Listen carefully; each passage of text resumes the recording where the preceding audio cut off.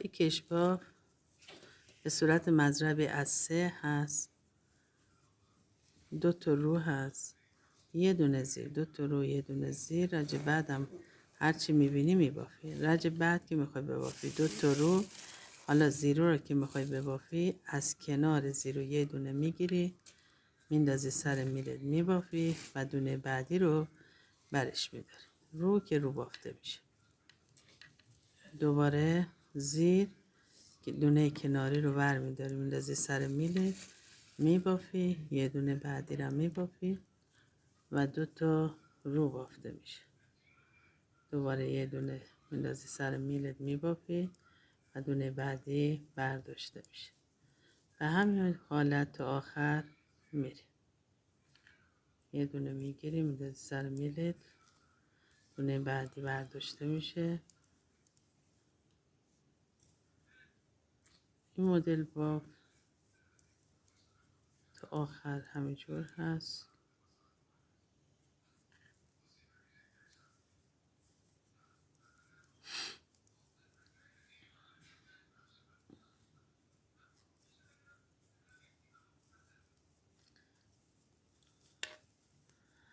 رج بعد دوتای زیر رو که بافتی این دوتای رو از رو با هم یکی میشه.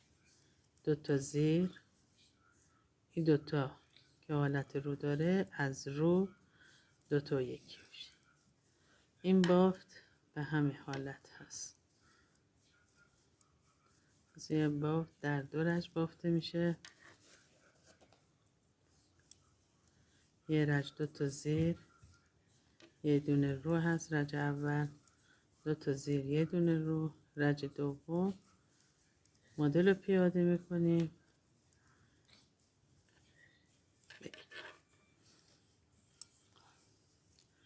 دوباره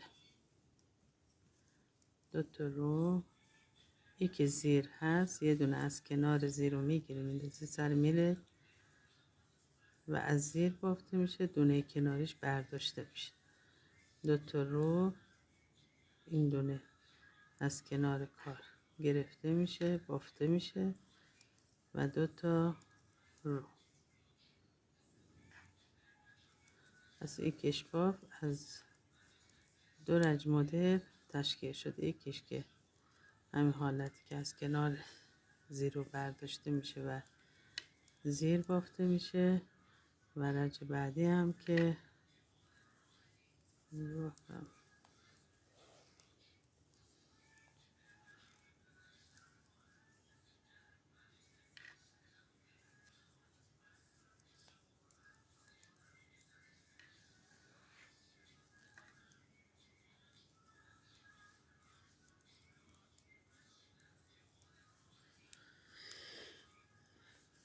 رج بعدم 2 تا زیر، این 2 تا که حالت رو داره با هم دیگه 2 تا و یکی میشه. هم انشالله ببافین و ازش لذت ببرین.